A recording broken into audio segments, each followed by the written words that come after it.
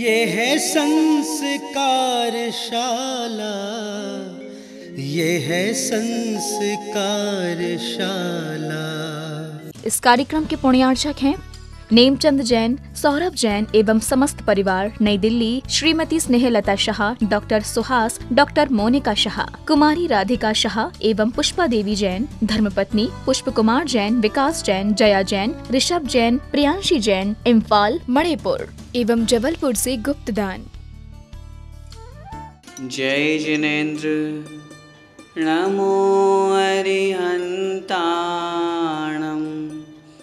नमो सिद्धाणं, नमो आयर्याणं,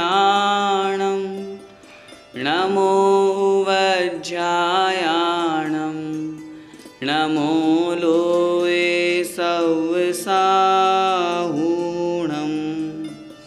पंच परमेष्ठी भगवान की जय हो।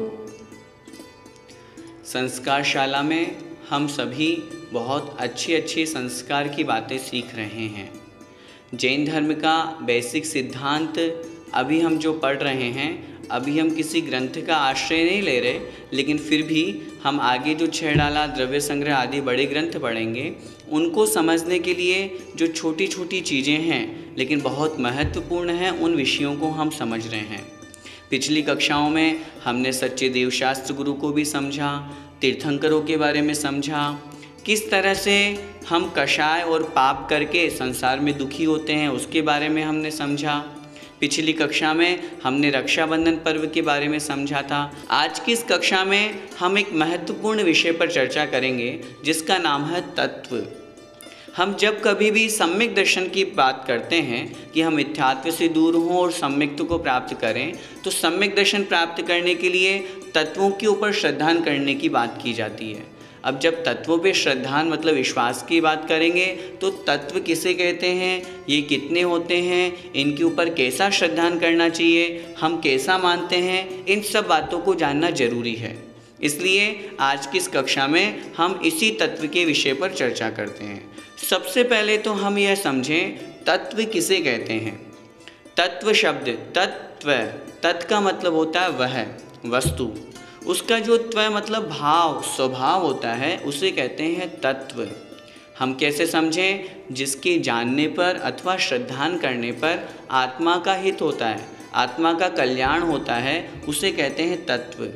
जब कभी भी हम स्वाध्याय करते हैं, मुनि महाराजों के प्रवचन सुनते हैं, कहीं पर भी जाते हैं, भैया जी लोगों को सुनते हैं, तो वो ऐसे शब्द बोलते हैं जैसे हम जीव हैं। अब जैसे आप बोलते हैं कि हम सभी मोक्ष पद प्राप्त करना चाहते हैं, पूजन करते हैं, तो ये मोक्ष क्या चीज़ है।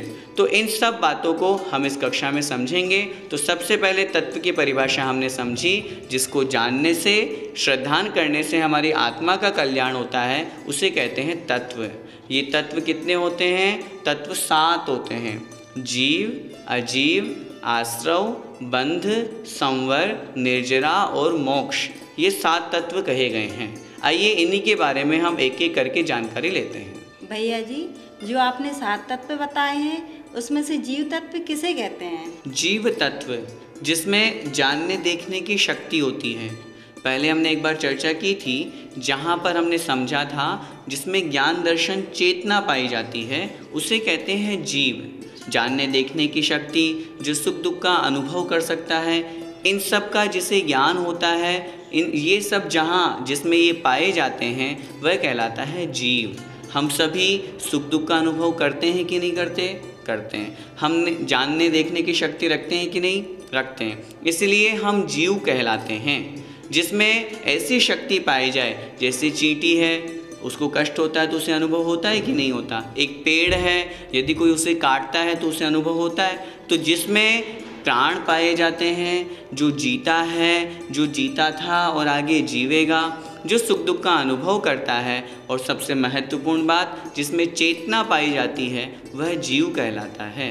भैया जी, जीव आपने बता दिया, अब अजीव तत्व किसे कहते हैं ये बताइए। जो जीव नहीं है वह अजीव है। हमने जीव की परिभाषा पढ़ी, जिसमें जानने देखने की शक्ति होती है, जो सुख दुख का अनुभव करता है, जो जीता था, जीता है और जीवेगा, उसे जीव कहते हैं। तो जिसमें ये गुण नहीं पाए जाते, जिसमें जानने देखने की शक्ति नहीं है, जो सुख दुख का अनुभव नहीं करता है, वह अजीव कहलाता है। जिसमें चेतना गुण नहीं पाया जाता, वह अजीव कहलाता है। अजीव के 5 भेद कहे हैं। 5 भेदों में पुद्गल, धर्म, अधर्म, आकाश और काल, ये 5 प्रकार के द्रव्य अजीव में आते हैं। हम जब कभी द्रव्य की चर्चा करेंगे तब इन पर विस्तृत विवेचन करेंगे। अभी हम इतना सा समझें, हमें अपनी आँखों से जो दिखाई दे रहा है वो सारा का सारा पुद्गल है, वो पुद्गल भी अजीव है। धर्म द्रव्य जो हमें चलने में सहकारी होता है, अधर्म द्रव्य जो हमें रुकने में सहकारी होता है, आकाश द्रव्य जो हमें स्थान देने में सहकारी है, और काल द्रव्य जो समय आदि के रूप में है। तो ये जीव तो है नहीं। ये जो 5 द्रव्य हमने पढ़े, पुद्गल, धर्म, अधर्म, आकाश और काल, इनमें चेतना तो पाई नहीं जाती, तो इसलिए ये सारे के सारे द्रव्य अजीव कहलाते हैं। जिसमें जीवपना नहीं, वो अजीव है। भैया जी, फिर हम कौन हैं, जीव हैं या अजीव हैं? जो आप बोल रही हैं वो तो है जीव, और जिसके माध्यम से बोल रही है शरीर, ये है अजीव।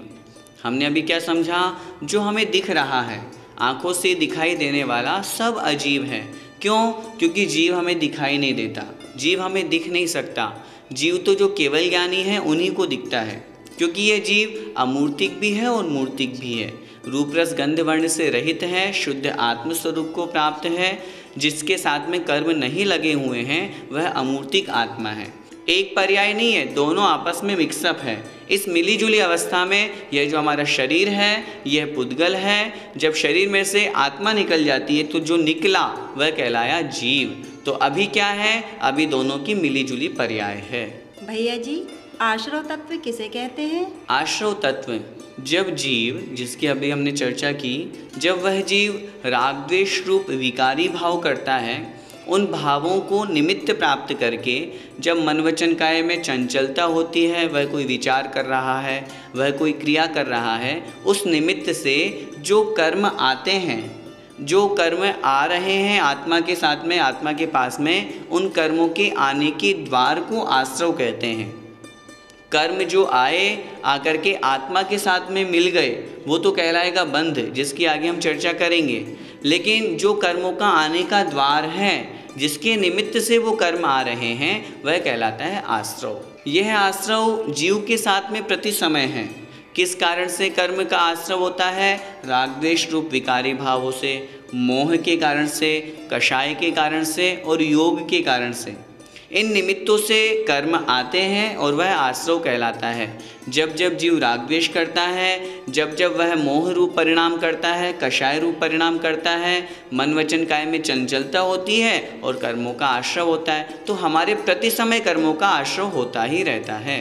भैया जी, जब कर्म प्रति समय आते हैं तो हमें क्या करना चाहिए? कर्म 2 तरह के होते हैं, एक शुभ कर्म, एक अशुभ कर्म।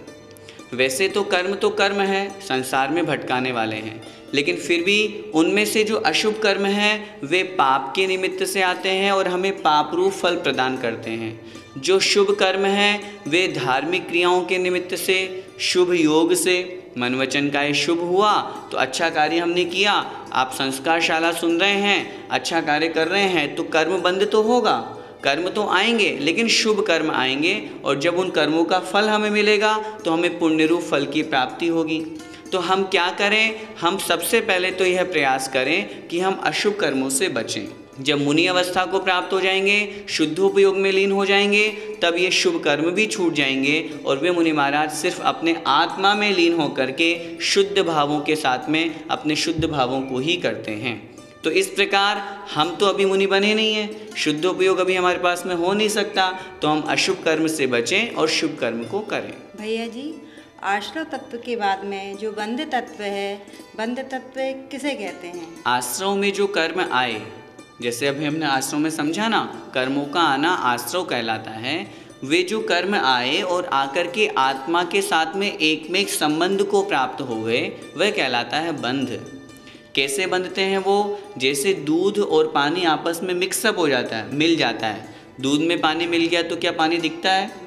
उसी तरह है, जिस स्थान पर आत्मा है उसी स्थान पर कर्म है, दोनों एक ही प्रदेश पर रहते हैं। इस संबंध को संश्लेष संबंध कहते हैं। तो कर्मों का आकर के आत्मा के साथ में एकमेक हो जाना, मिल जाना, वह कहलाता है बंध। भैया जी, जब कर्म आत्मा में मिल जाते हैं तो ये छूटते कैसे हैं? आपका प्रश्न उचित है। आप उदाहरण के माध्यम से पूछना चाह रहे होंगे, जैसे दूध और पानी मिल गया तो फिर अलग कैसे होंगे। जैसे दूध और पानी में से यदि हम उस दूध को गर्म करें, मिला हुआ है दूध में पानी, लेकिन जैसे गर्म करते हैं तो पानी पानी उड़ जाता है और शुद्ध दूध बच जाता है। उसी तरह जब भी कर्म बंधते हैं उस समय उन कर्मों की स्थिति का मतलब टाइम पीरियड, कब तक वो हमारी आत्मा के साथ में रहेंगे वो भी बंधती है। और जैसे ही वो टाइम समाप्त हुआ, वे कर्म अपने आप उदय में आकर के फल देकर के झड़ जाते हैं।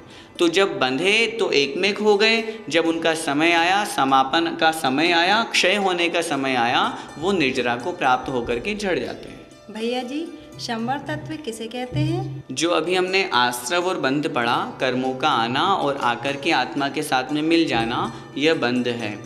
तो उन कर्मों का आना रुक जाना, अब कर्म नहीं आ रहे, इसी का नाम है संवर।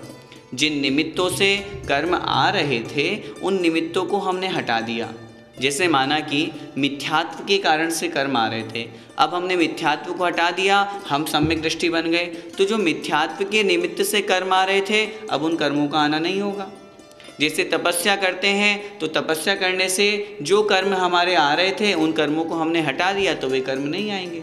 तो कर्मों का आना रुक जाना, इसी का नाम होता है संवर। भैया जी, क्या करने से कर्म नहीं आते हैं? आचार्यों ने शास्त्रों में लिखा है कर्मों का आना कब रुकता है। एक सूत्र आचार्य उमा स्वामी महाराज ने लिखा, स गुप्ति समिति धर्मानुप्रेक्षा परिशह जय चारित्रे। अर्थात जब मुनि महाराज गुप्तियों का पालन करते हैं, उपसर्गों को सहन करते हैं, परिशहों को सहन करते हैं, चारित्र का पालन करते हैं, जो उत्तम क्षमा आदि 10 धर्म हैं उन 10 धर्मों का पालन करते हैं, तब कर्मों का आना रुकना होता है। संवर अर्थात आश्रव का रुकना, जो कर्म आ रहे थे उनका आना रुक जाना। जब जब भी व्यक्ति धर्म करता है, पूजा पाठ करता है, स्तुति करता है, तब उस समय उसके जो पाप कर्म थे वो आना रुक गए और उन कर्मों का आना रुक जाने का नाम ही होता है संवर। भैया जी, फिर कर्मों की निर्जरा किसे कहते हैं? जो कर्म आत्मा के साथ में बंधे, वो जो बंधे हुए कर्म हैं उन कर्मों का आत्मा से अलग होना, जिसे हम कहते हैं झड़ जाना, निर्जरित हो जाना, वही कहलाती है निर्जरा। सिंपल से हम समझें, जिस तरह जो कर्म हैं वो आत्मा के साथ में चिपके थे, आत्मा के साथ में जब वो बंध को प्राप्त हुए थे तब उनकी स्थिति बनी थी कि इतने टाइमिंग तक ही रहेंगे। जैसे वो टाइम समाप्त हुआ, वे कर्म आए और आकर के निकल गए, जो झड़ गए। कर्मों का आत्मा से अलग होना, थोड़े थोड़े रूप में अलग होना, ये कहलाती है निर्जरा। भैया जी, निर्जरा कितने प्रकार की होती है और कौन सी निर्जरा कल्याणकारी होती है? निर्जरा 2 प्रकार की, एक सविपाक निर्जरा, एक अविपाक निर्जरा। सविपाक शब्द से अर्थ समझें, पहले तो निर्जरा को समझें। निर्जरा का मतलब कर्मों का आत्मा से अलग होना, झड़ जाना। जैसे एक तो पका हुआ फल, वृक्ष में लगा हुआ है फल और वो वही समय आने पर पक गया और पक करके टूट गया, तो वह हुआ एक तरह से सविपाक निर्जरा। और एक फल जो कच्चा था, माली ने उसे तोड़ लिया और पाल में किसी बोरी आदि में उसको छिपा लिया, ढक दिया, उसके कारण से वो जो 7 दिन बाद में पकने वाला था उसे 2 दिन में पका दिया, ये कहलाया अविपाक निर्जरा। एक पंक्ति आती है 12 भावनाओं में, पहली सबके होए कछु नहीं, सरे काज तेरा, दूजी करे जो उद्यम करके, मिटे जगत फेरा। पहली सबके होए, जो पहली निर्जरा है सविपाक, वो तो सभी की होती है, उससे आत्मा का कोई भी कार्य सिद्ध होने वाला नहीं है। दूजी करे जो उद्यम करके, मेहनत परिश्रम करके जब दूसरी तरह की निर्जरा की जाती है तो उससे मिटे जगत फेरा, अर्थात संसार का चक्र, संसार समाप्त हो जाता है। वो उद्यम क्या है? वह उद्यम है व्रत नियम संयम का पालन करना, तपस्या को धारण करना, तभी तो मुनि महाराज दिन भर अपनी साधना में लीन रहते हैं, जिससे जो पूर्व में बंधे हुए कर्म हैं वे कर्म उनसे निर्जरा को प्राप्त होते हैं और वो बिना फल दिए झड़ते हैं। अर्थात जो बाद में उदय में आने वाले थे उनको पहले ही उदय में ला करके झड़ा देते हैं, नाश करा देते हैं। ये कहलाती है अविपाक निर्जरा और यही हमारे लिए कार्यकारी कही गई है। भैया जी, जो अंतिम तत्व है मोक्ष तत्व किसे कहते हैं? मोक्ष तत्व जिस तरह अभी हमने निर्जरा पढ़ी, कर्मों का आत्मा से अलग होना, वह कहलाती है एक देश रूप से थोड़े थोड़े करके रूप में अलग हो रही है, वह तो हुई निर्जरा। और जब संपूर्ण कर्मों का आत्मा से अलग हो जाना होता है तब उस समय स्थिति बनती है मोक्ष की। ज्ञानावरण आदि हमारे यहाँ जो 8 प्रकार के कर्म कहे गए हैं, जब ये 8 कर्म आत्मा से अलग हो जाते हैं, जैसे 4 कर्म नष्ट हुए तो केवली भगवान बन गए, अरिहंत भगवान।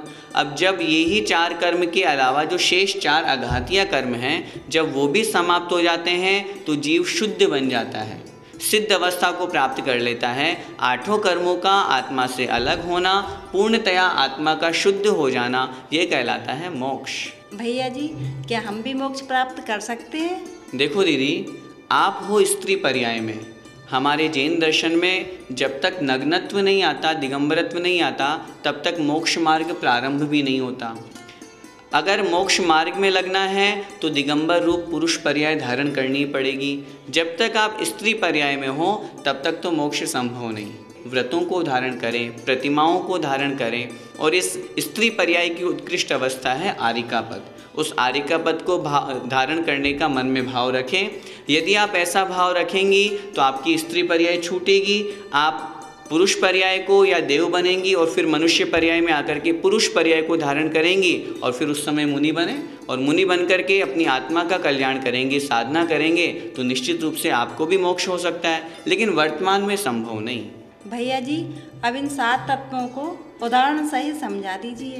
अभी हमने जो 7 तत्व पढ़े, एक छोटे से उदाहरण से हम इनको संक्षिप्त में समझ लेते हैं। जैसे एक नाव है, नाव तो हुई अजीव तत्व, जो नाविक है, जो चला रहा है, वो हुआ जीव। अचानक से नाव में एक छेद हो गया, उस छेद से पानी आ रहा है उस नाव में। जो पानी आ रहा है वह कहलाया आश्रव, आकर के उस नाव में इकट्ठा हो गया, वह कहलाया बंध। जब उस नाविक को पता चला मेरी तो नाव डूबने वाली है, तो उसने क्या किया, उसने उस छेद को रोक दिया, तो पानी आना बंद हो गया, ये कहलाया संवर, कर्मों का आना रुक गया। जो पानी भर गया था उसने हाथ से या किसी पात्र के माध्यम से उस पानी को फेंकना शुरू किया, थोड़ा थोड़ा पानी बाहर जाता जा रहा है, कम होता जा रहा है, ये कहलाई निर्जरा। जो पहले के बंधे हुए कर्म हैं, जब धीरे धीरे हम व्रत नियम संयम का पालन करेंगे तो वे कर्म छूटेंगे और एक दिन ऐसी अवस्था आएगी कि हम भी जितने तीर्थंकरों ने, जितने जीवों ने, जितने भव्य जीवों ने मोक्ष प्राप्त किया, उनकी तरह हम भी कर्मों का नाश करके शुक्ल ध्यान को प्राप्त करके मोक्ष पद को प्राप्त करेंगे। इसलिए इस पाठ से हमें यही शिक्षा लेनी है और इन 7 तत्वों के प्रति सच्चा श्रद्धान करके सम्यक दर्शन को प्राप्त करना है। इसी मंगलमय भावना के साथ जय जिनेन्द्र। इस कार्यक्रम के पुण्यार्चक थे नेमचंद जैन, सौरभ जैन एवं समस्त परिवार, नई दिल्ली। श्रीमती स्नेहलता शाह, डॉक्टर सुहास, डॉक्टर मोनिका शाह, कुमारी राधिका शाह एवं पुष्पा देवी जैन, धर्मपत्नी पुष्प कुमार जैन, विकास जैन, जया जैन, ऋषभ जैन, प्रियांशी जैन, इम्फाल, मणिपुर एवं जबलपुर से गुप्त दान। ये है संस्कारशाला, ये है संस्कारशाला।